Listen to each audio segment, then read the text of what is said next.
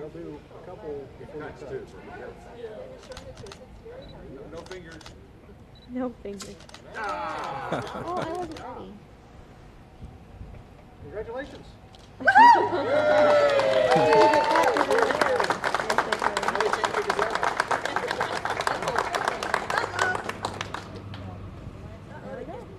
Everybody got pictures you need? Yep. Okay. Hi, I'm Becky Millinger, and I'm here today with Tom and Pat Hooper from ASL Pewter, and we would like to, first of all, welcome you to St. Genevieve. Thank you. And we're going to get an idea about what you all do, and this This is Volt, Volt, who has to be part of everything, and he's going to talk to us. and he's noisy, so yeah, he'll keep us entertained. So tell us about, well, first of all, your address, so if people want to come visit you. Our shop is at 183 South 3rd Street, and we are generally open 9:30 to 5 every day unless we're away at a show. So it's always a good idea to call first. The phone number is 883-2095. That's all the important stuff. Area code 573 if you're watching this outside of the St. Genevieve area. Oh yeah, area code 573, that's important. So tell us a little bit about your business. How long have you been in pewter? We've been making pewter for about 25 years. And we started off doing a lot of small things, accessories for our other company. We had a company, we manufactured incenses, bath salts, and perfume oils and distributed them over 900 wholesale accounts all across America. And I did that for about 15 years. And the last couple of years in the business, I met Pat and brought her into it. And we made a conscious decision after doing that. We really liked making the pewter pieces that we were making for the accessories. I would split the two companies apart, and we kept the pewter company and let the fragrance company go on to somebody else who's doing a very good job with it. And this was, you were in California before you came to Louisiana, Mhm. Missouri, and then from Louisiana you came to us. Yes. We actually had the fragrance business in California. We wanted to make our own pewter pieces. We were designing pieces, but we had to have someone else cast them because in Sacramento, where we lived, we couldn't open our own foundry. They had bizarre regulations. So we moved to Missouri. We were initially in Salem, Missouri, but we didn't have a retail storefront. We were just still building the pewter business itself. Then we split the businesses, like Tom said. We moved up to Louisiana, ran a business there for about 15 years, and now we're here. Pewter Exactly. never made the transition to being primarily machine made. It was and still is primarily handcrafted.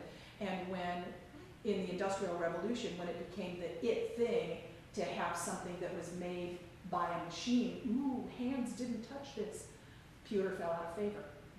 With the advent of silver plate and granite ware and things like that were a little lighter because pewter's fairly heavy, and they were a little less costly, pewter kind of fell out of favor. And starting about 1820, between 1820 and the American Civil War, pewter decreased dramatically, probably by 90%.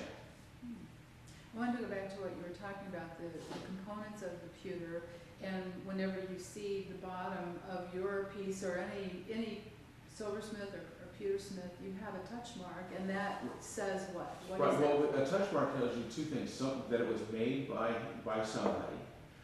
Sometimes it might be a large company, and sometimes it might be an artist like ourselves. But that means that usually that piece is not going to have any lead or other impurities because somebody is willing to put their name onto it. The English silversmiths have a very long history of having specific marks for certain things. And pewtersmiths never really had that same type of thing, but during the colonial time period, pieces made in England always had either a crown rose, or an X on them, and that certified that it was made by a guild member and that it didn't have any lead or other impurities in it. So it was a mark of quality. It was a mark of quality, and you wanted to do that. And that carried over into some of the American makers, but they often didn't put, especially after the American Revolution, they didn't add that X or add that crown to it because we were no longer under the rule of crown. Exactly. So, Pat, what do you do? I know he works on the lathe and he creates the big, and you work on the casting. Is that I basically? do Tom likes to say any casting that's smaller than fist sized is probably mine. Bigger pieces like chargers and trays, they take both of us. Most of our candlesticks are Tom, but smaller pieces, almost all of the machine casting, there is some machine work that we do now that they didn't used to do. In the centrifugal casting, I do almost all of that. I do most of the fine cleanup. I do the museum finish. Tom does the polishing.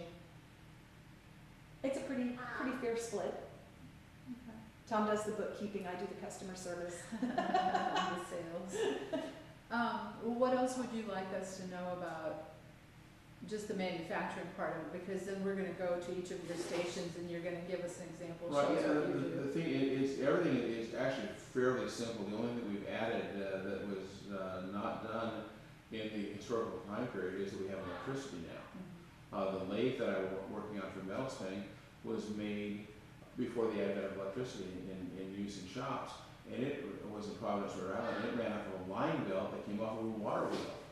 So some of the shops like there along the riverfronts were like even sawmills or grist mills or even cotton mills were all near water, and they had a big water wheel that powered a line belt that everything hooked to that line belt to get its power. Okay. And so that's one of the things that's really exciting.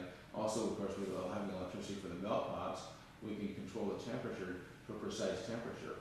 If you're using a charcoal fire, which we've done many times, you kind of have to use little tests that you learn over years to get the right temperature.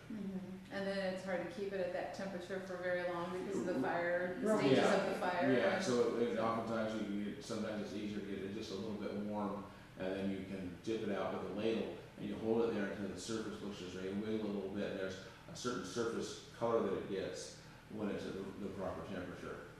And of course, if it's cloudy or the wind's blowing, those things will affect that as well. But fortunately, we have electricity here in the shop, and it's able to help us out a lot. So there are good things about being modern, but Oh, for the yes. most part, you're doing things the way they were done 200, 400. Yeah. Forever ago. Forever ago. Well, they There started are- metal spinning in England in the 1770s, and Jefferson has some notes on it from his time in France in 1783 when he went there as a delegate for the American Congress to help sign the Treaty of Versailles, and when he was stationed there with Jefferson, and Jefferson was one of these people who really was a true scientist. He liked to see how things were made, how things happened, and he made a point of going to a lot of the craftsman shops there in France and seeing all these things, and some of the things that he has at Monticello that he brought back reflect that as well. There are also pieces that they've recovered from Egyptian tombs that they believe may have been spun on a lathe in that same process. But of course, when Egypt fell to Rome as a civilization, their technology was lost, but and then didn't come back again. But the pieces that they've recovered also show that the same alloy was used forever ago. Pewter is mostly tin with a little copper, melts at a much lower temperature than bronze. Bronze is mostly copper with a little tin, but we have a Bronze Age instead of a Pewter Age because bronze will hold an edge. And so it makes farm implements and weapons, and pewter will not. That's interesting. So a piece like this, Tom, describe how you would make this with your, Well, that's actually a spun piece. That's a spun piece It's versus a- casting, and that's made on a lathe. We'll have a wooden form, and then what we'll do is with the wooden form, we'll create the shape that we want. Oftentimes, I'll carve a piece of wood like this. This one actually has sections that come out of it to allow us to create a shape that indents upon itself or is bulbous in shape.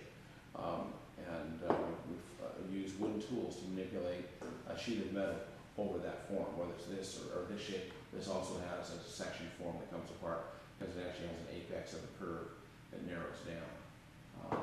Some simpler pieces like this larger bowl here, that just is more of a conical shape, and then it doesn't need a more complex form.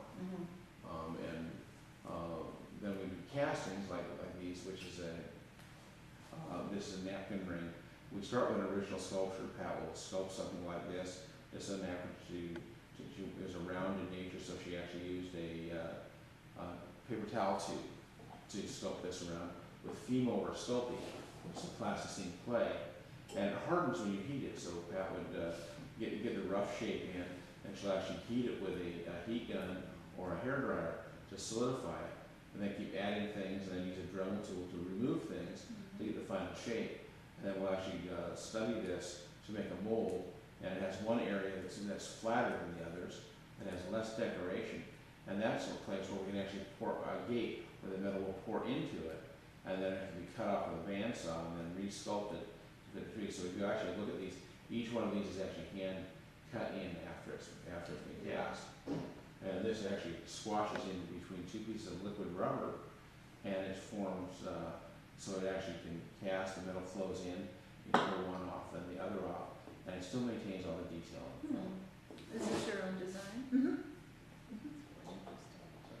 And that type of technique is done for a lot of small pieces, and then we do a lot of flats, like Christmas ornaments, that are just decorated on both sides, and those are done in the same mold making process, with a vulcanized mold.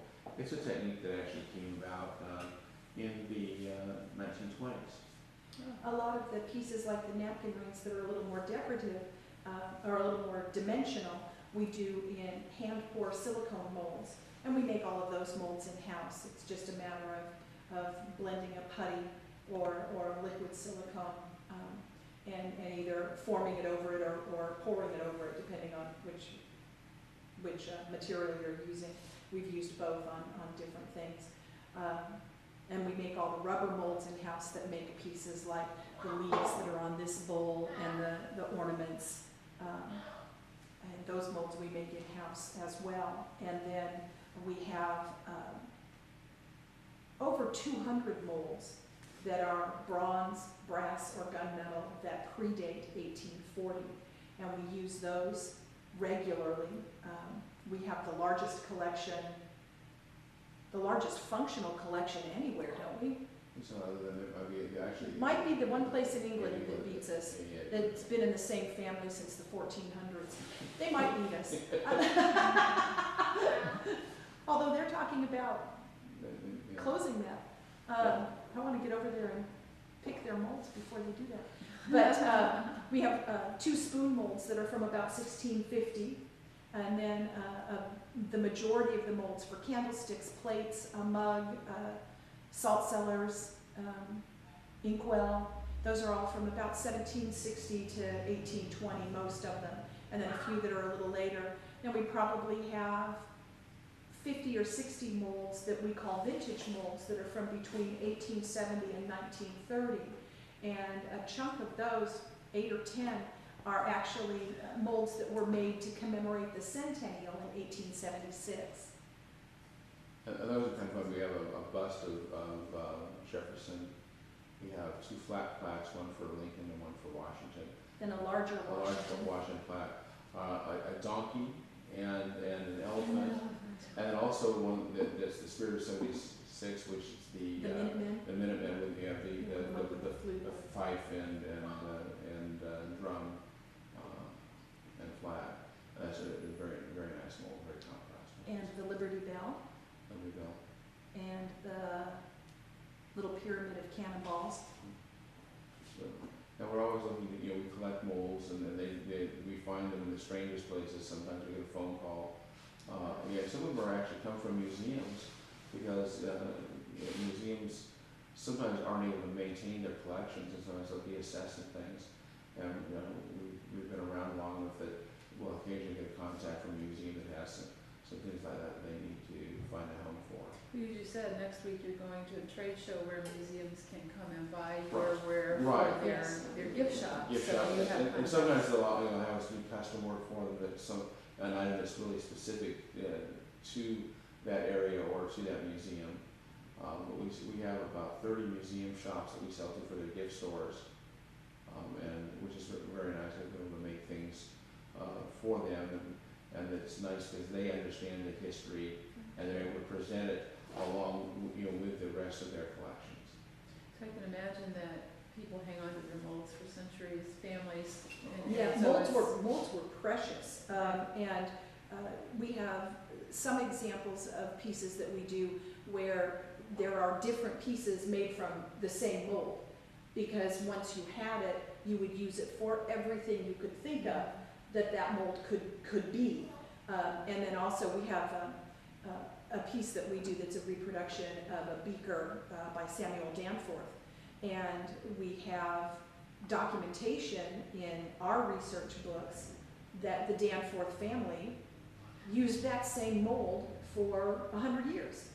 They just put little different lines on it in different places to indicate who was using it and their touch mark on the bottom of it. We have one mold here that's for a 16-ounce mug that's from Philadelphia, founded about 1760, and we use it to make that mug a more Victorian-style pub pint, using it and another antique mold. We also use it as the centerpiece for a canister that's a tobacco canister.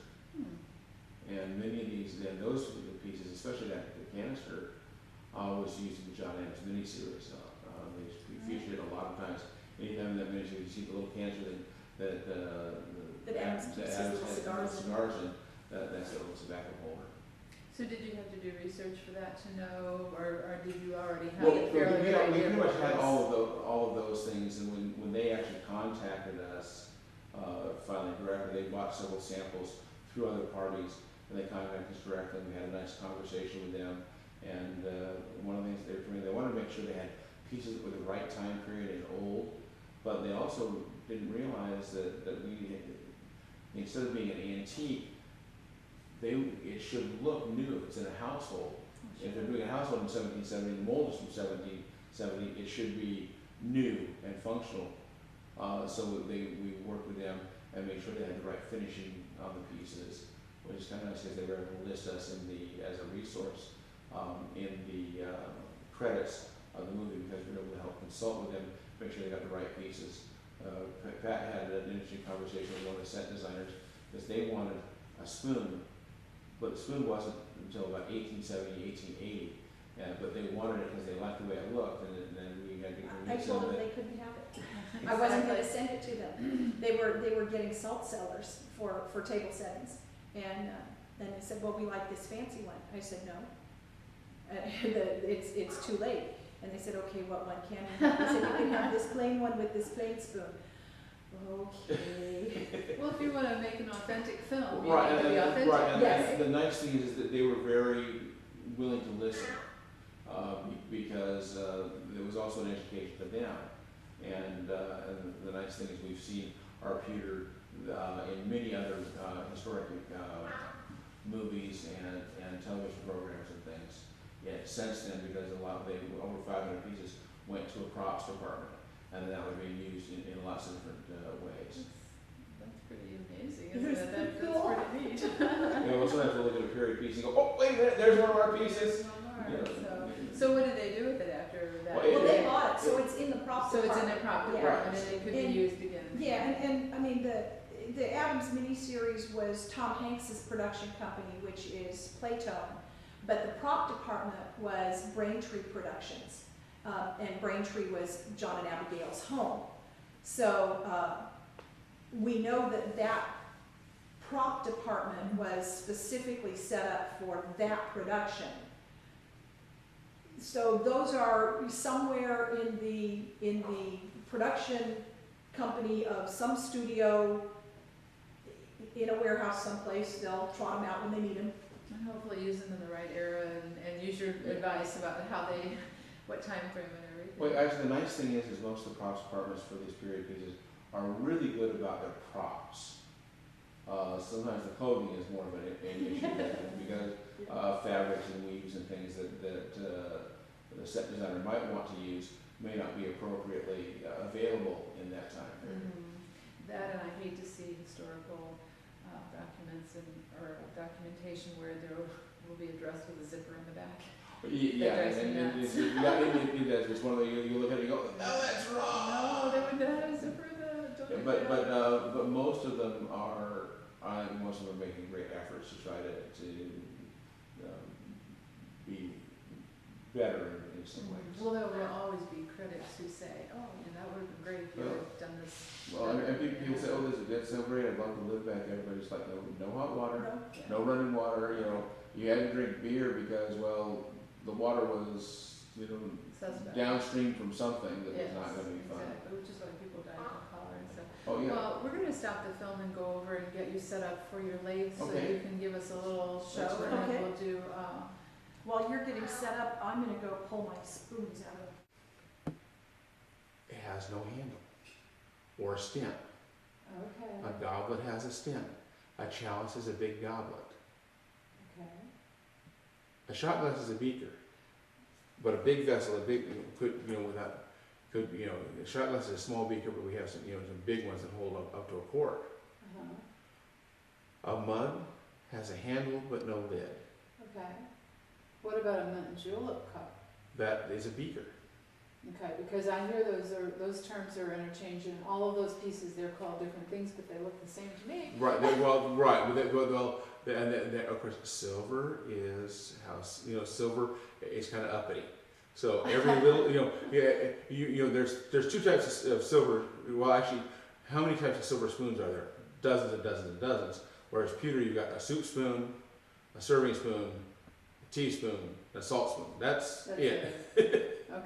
So what we have to do is you got to take that into consideration. But a mug has a handle, no lid.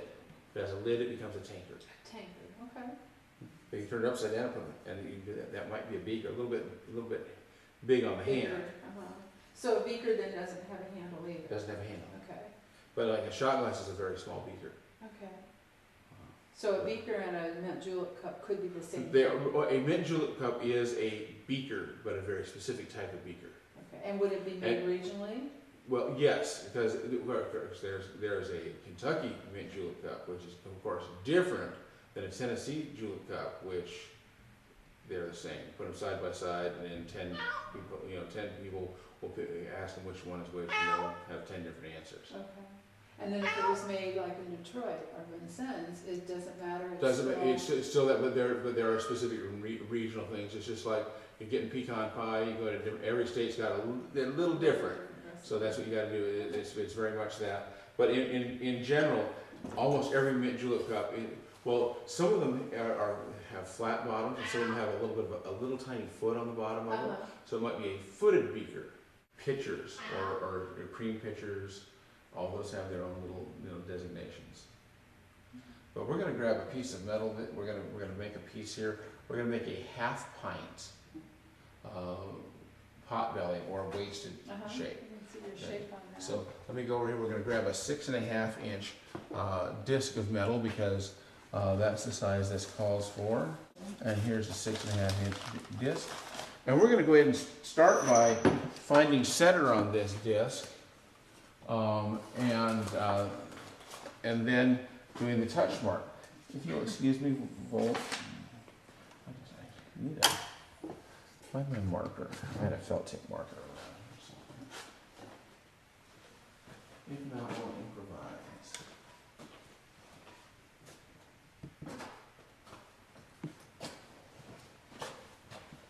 Is he your apprentice?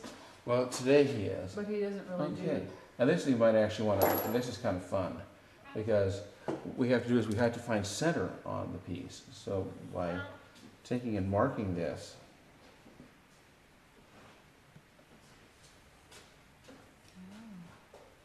do that 4 different ways, we can find the exact center of where we want to put our mark. So we'll actually move that aside. Touch mark. This. Morning.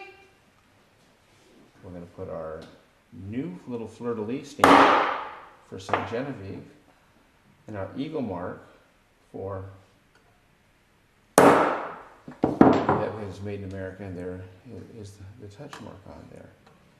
The TNP didn't come out great on that, so let me see if I can actually line it up, change the pin. We've got that on there. So now we're ready to do the spinning.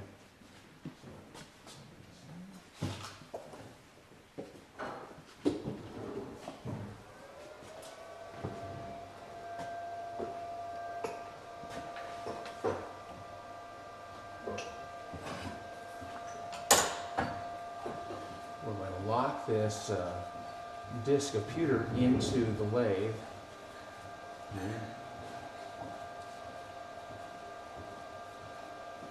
And this is a technique basically developed in England in the 1770s in the metalworking areas near Sheffield, where the biggest thing on this is they were able to roll out the metal into sheets. And having a uniform sheet to work with really changed the way a lot of metalworking was done.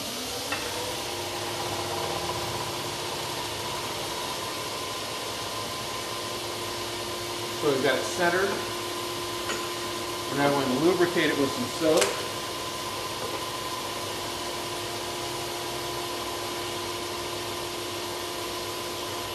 I'm going to recenter it because you can see it's kind of walking out a little bit, which is typical of centrifugal force. Now we're going to begin by just seating it to the form using this wooden stick.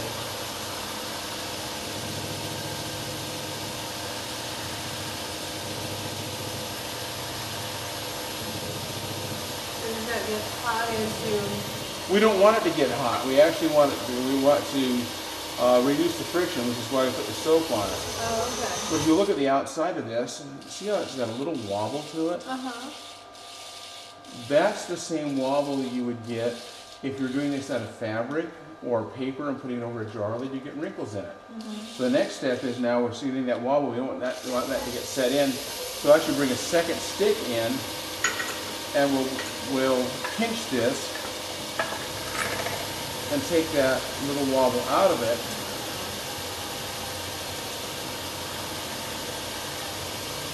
So we don't have the little wrinkles.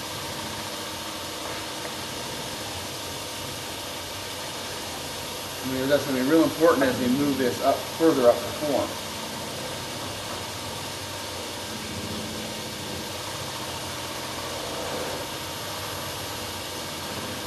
We're just massaging that gently up here. You can hear that little bit of wrinkling, so we just kind of pull that out. See the form. Bring it up and seat it back down. This is just like if you're frosting a cake and you're grabbing that frosting and moving it. You grab too much, you make a mess, and you grab too little, you don't get anything, it's spread anywhere. It's kind of the same thing. Or if guys have ever done drywall work, sometimes you grab too much mud, you make a real mess. If you grab too little, you don't get anything done. And this is kind of the same way. You've got to know how much metal you're grabbing and working with. I know there's a little mark up here on the edge of the form. This is the height that we want to go to. So now we're going to actually slow the lathe down. Well, we can trim the edge of the metal. You can see that it's not perfectly round. We can actually get a little highlight of that. You see where it's dull and where it's shiny. Oh, yeah. And so it's that force that we put on there caused the metal to be just a little out of round.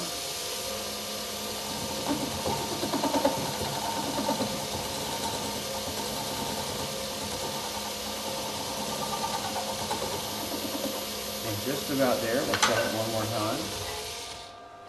Make sure it's shiny all the way around.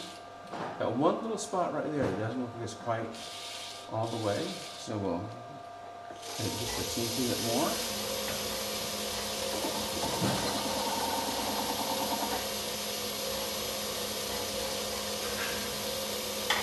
And the inside edge, and just touch this outside edge. Put a slight chamfer on it. Then we'll bring it up and seat it all the way down, which makes a really nice little vessel. The nice thing about this could be added to a goblet, to a base, for a goblet. We could also put a little foot on it to make a little mug. We could add a handle, or it's small enough that it fits in the hand and it doesn't need that. You can even use it as a drinking vessel just like it is. So now we're going to take this off the lathe, and then the fun happens. Inside it are all these little wedges. And just because it has to go back together a certain way, we're going to take these out by number. That way they're easy to find again. When you make a form like this, you end up having to make it 4 or 5 times, because each of the little notches, you know, this little notch where it locks into here, everything has to be perfect on it. Otherwise it shows up on the edge of the piece. But we have a wonderful piece. It's not even warm at all, but then it's got the touch mark on the bottom. So you can sit around a little campfire and have a little hard something. cider. Yeah, the beverage of the month. Yeah. So then you will polish this That'll up, be and if polished I up. wanted my name, our initials on Right, here, that you could be would put in my there. You initials bet. on Yeah, there. Pat does that rigger work style, that older style of engraving. It can go on there. Oh, wow. And this is just, we rinse the soap off of it and then I'll polish it, and you have yourself a nice little cup. Amazing. That looks like a fun job. It can be, but you can only do one of these about every 10 or 15 minutes on a really good day, or one of this size. So this is kind of a smaller piece, and it took a little bit of time, but it requires quite a bit of strength. Oh, I was going to say, And almost so many. Where we're using these fulcrum points here on the tool rest, and these nice hickory sticks. right. And But you still have to have the strength to you still have to be able to move the metal. move them, Yeah, and then have the right touch, right? To Right. know what to. Well, this is a 6.5 inch disc of metal. The biggest disc that we do is 18.5 inches. Oh wow. And it takes about 50% increase in the amount of force it takes to move a vessel for every 1 inch increase in metal size. So when you go up to the next size, and this, when you go up to that's a half pint, we go up to a pint, it takes about twice as long and twice as much work. You go to a quart, it's exponentially harder. So when you start making, if I said I wanted 12 of these, would you make them all at one time, or Yeah, generally what I do is make sure we make those all at you one do that time. base part and then? What we'll do 12 of these, and what we'll do is we'll stack them all. What I would probably do if you wanted 12, I'd make 16 of them. And then we'll take the 2 tallest, or the things that don't quite match, and the 2 other ones out, taller or shorter, just in case. Because if there is a little wrinkle in the metal or something like that, it can cause us to trim a little bit more off the edge. So we try to match them up pretty easily.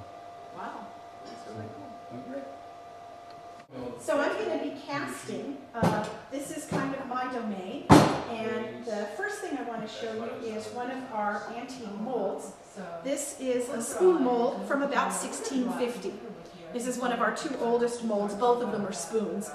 This one tends to cast fairly well. Now normally when we're casting in the metal molds, we're casting in that pot. We keep that pot at 700 degrees because the metal molds will act as their own heat sink, and they will draw the heat out of the metal. Pewter melts at about 465 degrees. And in this pot, we're keeping the metal at about 550 degrees because we're casting a lot of the rubber and silicone molds from this pot.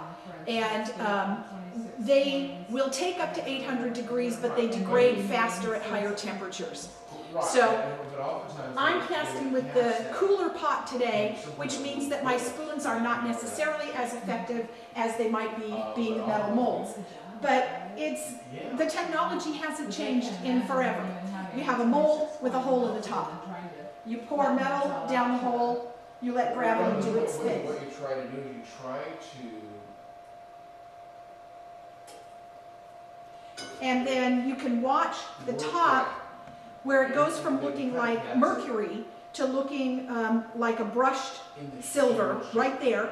Now I know it's hard. It's still too hot to handle, so I need to keep my gloves on, but I'll be able to open it and see if I got a spoon. I've actually seen old No, I got close. I have two holes. I have a hole here and a hole here. That makes it totally not useful to me, and so I'll melt it. I got stuff in my fingers right now. And that's how long it takes to melt back. Still actually. I'm going to try powdering this. The powder I'm using is just plain talc. No fragrance, no added anything, just talc. And that's very typical.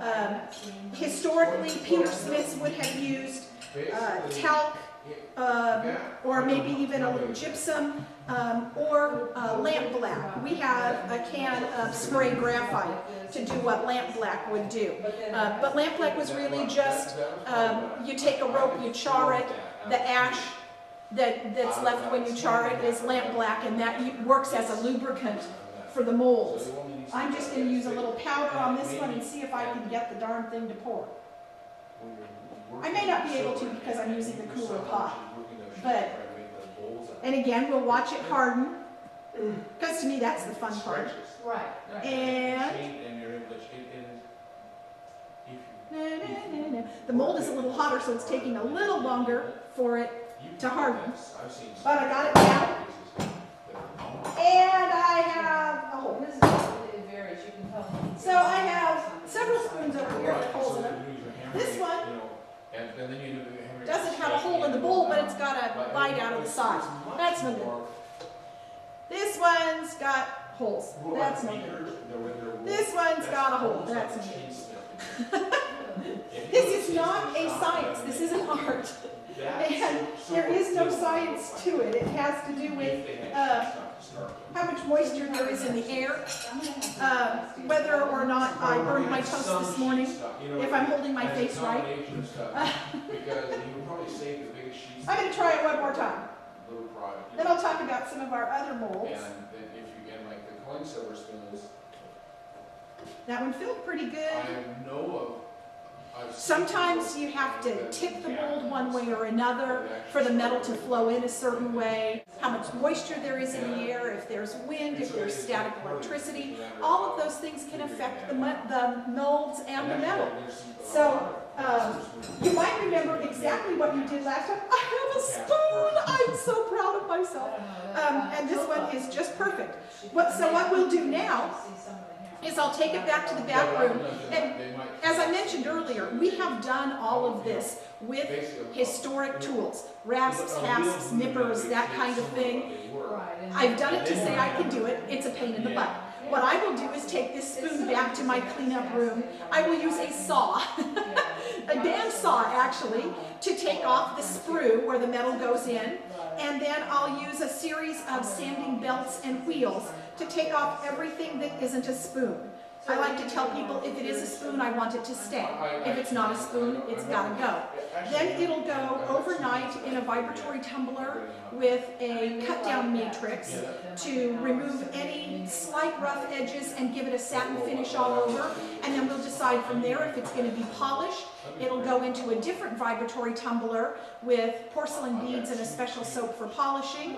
Or if it's going to be the museum finish, we'll give it a quick acid bath to darken it all over, and then buff it back out to give it some highs and lows, so it sort of looks like an old piece. But you can tell pewter is a white metal. The high polish finish is historically accurate. It's what I prefer. It's what I like to do. We do the other finish because I'm also a merchant and I have customers who like it. So I mentioned other molds that we do in the centrifugal casting machines.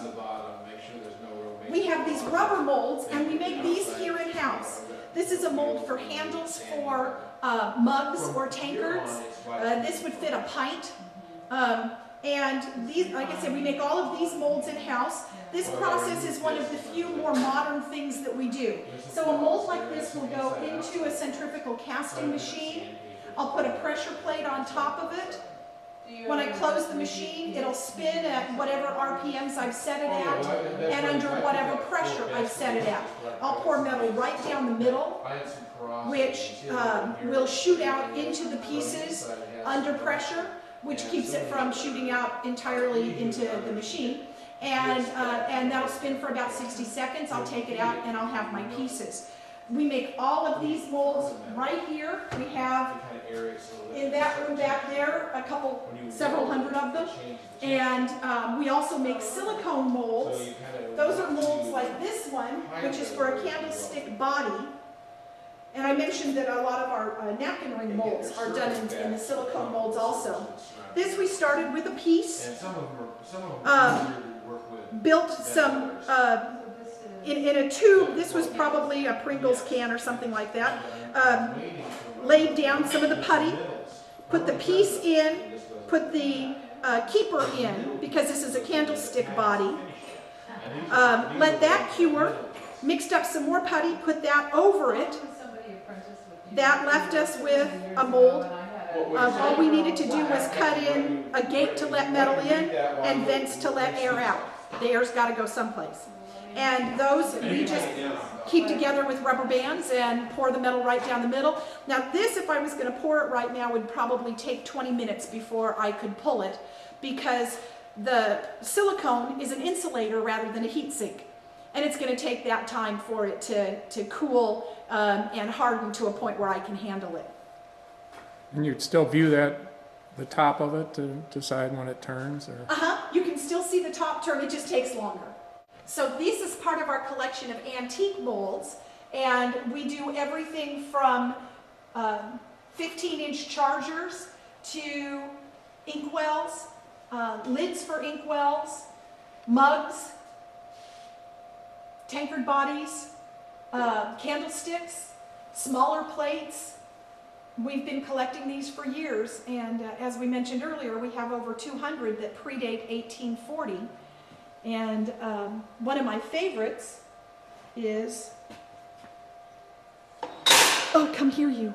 This is a heavy little bugger. This is a crucifix mold. This was a French mold, made probably about 1750. And it makes a lovely crucifix. Usually pours like a dream.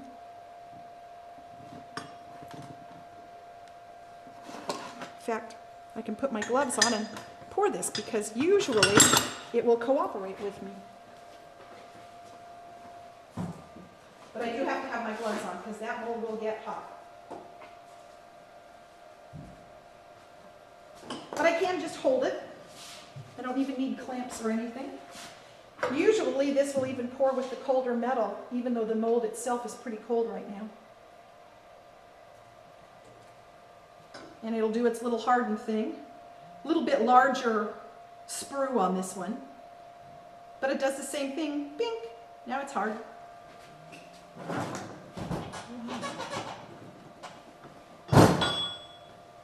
That side always comes out really easily. And then I need a hammer. Pardon me. Cat, go, hot.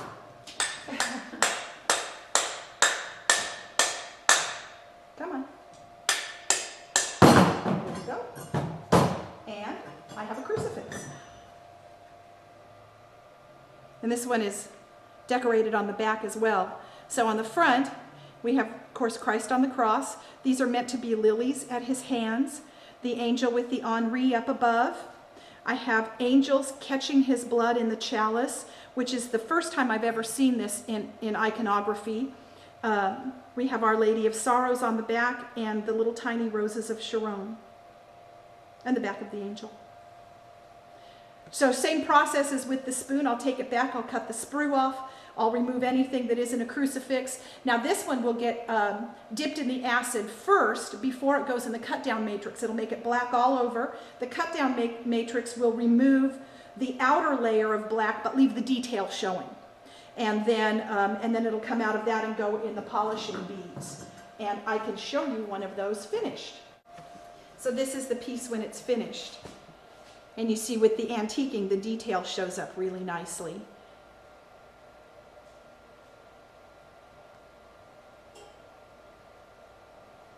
It's going to be a little cream pitcher. I've already marked this and where I'm going to cut it. Now I'll show you that after, so we'll start with. What we're going to do now is weld a piece together. This is a creamer, and it has a little foot on it. So through the magic of fire, And we're going to use some pewter wire to attach the top and bottom pieces together. And so this is a propane oxygen torch. And we want a fairly cool flame, just enough to melt the pewter, because remember the pewter melts at 465 degrees. So we just need to melt this, and we're going to actually melt the new foot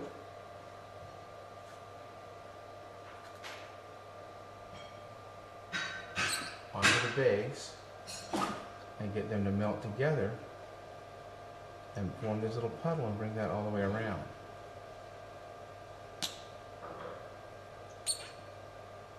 One of the only metals that melts at less than 10 is lead.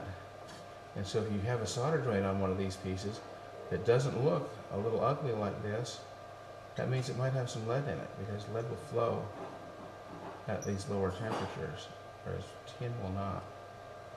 You just have to work in this little joint and try to bring it around. And we get a little prettier as we go.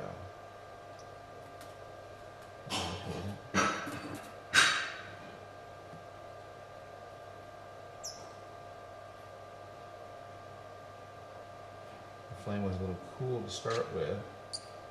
Now the whole thing is warming up a little bit, and it's able to drive a little nicer joint.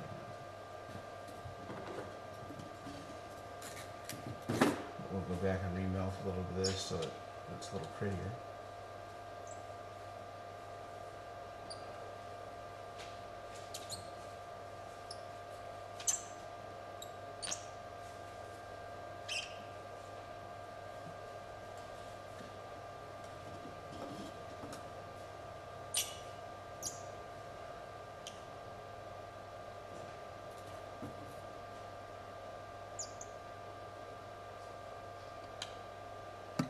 I'm just going to go right around, keep going around this piece, and kind of speed this solder joint down a little bit.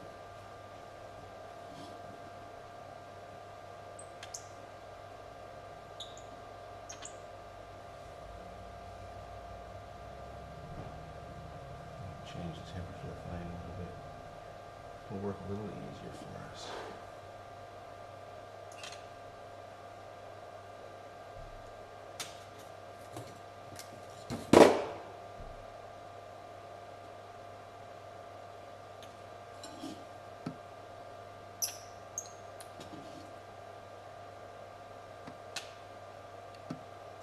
And once we have the two pieces welded together, I've already taken this one and drawn on it where we want to cut it, because this is going to be a creamer to go with a sugar bowl. We want to have the creamer and the sugar bowl, they have the same foot, the same look. We actually will cut this. I've got these cut lines, so this will be the pouring spout. We'll remove these areas here, and this handle will loop on that side. It's beautiful. So that way, actually, you can imagine it cut down like that. It has really nice lines. You cut it with your bandsaw? Cut it with a bandsaw and then sand it and finish that edge so it's nice and fitted. So this was on the honeydew list. I've got a second one to do. It could be warm, and you feel a little bit of heat up on the top of the piece. So that's what we want to do, is we want to just enough heat there, and the heat is cumulative. So we're going to try to see if we can get a little prettier joint on this one. These are the first welding pieces of the day, and just like everybody else, you have to get warmed up on it a little bit. And you see that's moving real fast, so that's a little too hot. But and each piece is all done individually. See, each one kind of develops their own personality by the time you end up finishing it.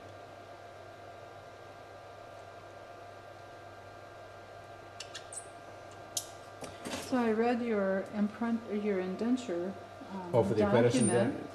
yeah. So your apprentice would work for you about 7 years, and The then typical apprenticeship was 7 years, and often depending on where we were in society, The parents might actually, if they wanted to have their child get into a trade that seemed like it had a better future, they would actually pay to have a young man apprenticed. A little later, beginning in about the 1850s, there were almost as many apprentices, indentures, for women as well as men, young men. Well, because of seamstresses and weavers and things, because to have a profitable shop, you often had to have several employees, and if you didn't have a big family, you would often offer apprenticeships to families that might have more children. And if it was like a pewtersmith's trade or a silversmith, it's on the upper end of the quality of life that those trades provide for people who become very proficient at it. And Well, would there be women in those apprenticeships back? the early ones, no, but beginning in the more Victorian era, but they were still, the women were more limited to shops that produced things that were for use by women. You know, so within the woven goods, the tailoring and draping and things like that. But if a pewtersmith or a silversmith didn't have sons and he had a bunch of daughters, would they be? Chances are they probably would not apprentice as a formal apprenticeship. You know, Because it's a formal thing, right? right, because and that's usually a contract between people that are generally not related. Because very seldom would even Ben Franklin had a signed apprentice indenture with another family member, but if his father would have had a trade, he probably would not have had a formal apprentice training such as that. I mean, he was supposed to be a chandler, a candle maker, With his and brother.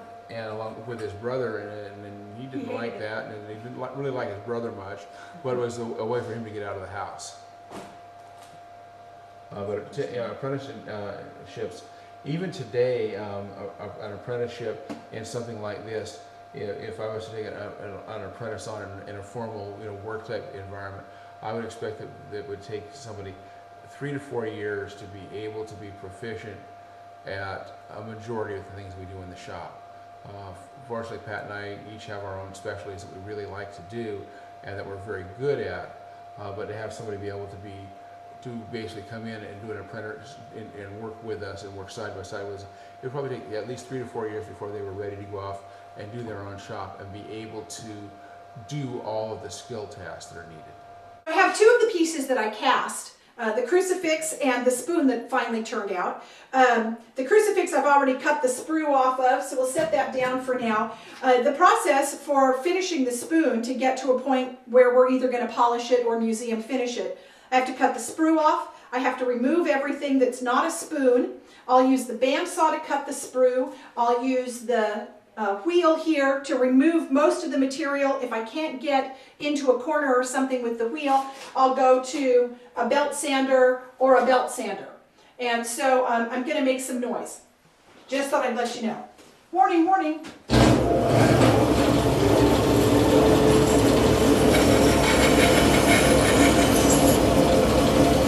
That was the easy part. Cut the sprue off. Then I'm going to work on the wheel.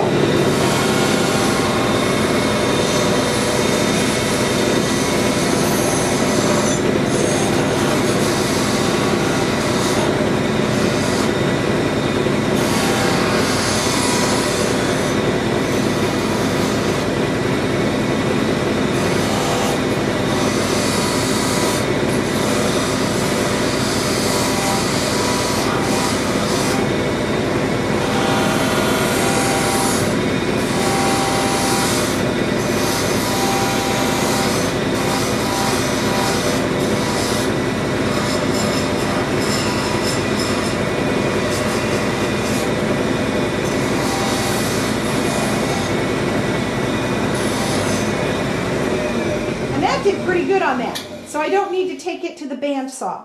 The crucifix I know I do need, to the belt sander. The crucifix I know I need to take to the belt sander because I've got edges in here and here that the wheel can't get to. So we'll start with my softer belts.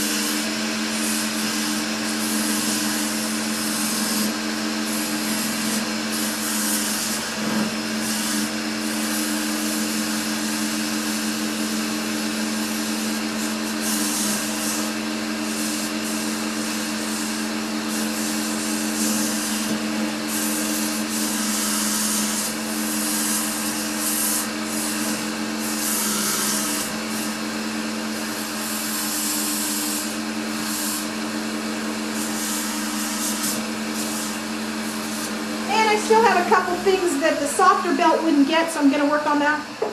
Stiffer belt.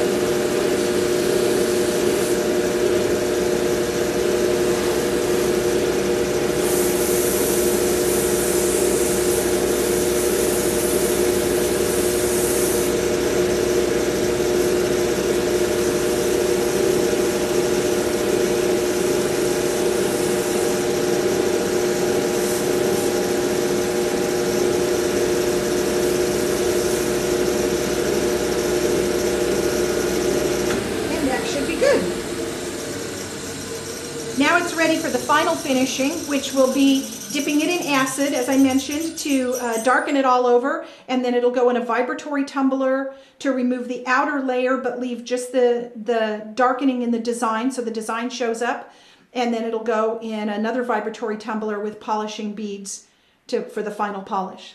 So how long will that process take? The first vibratory tumbler, the cut down matrix is overnight, and the polishing takes about an hour. So people will ask me, how long does this piece take? It will take me about 30 minutes of hands-on time over the course of 3 days.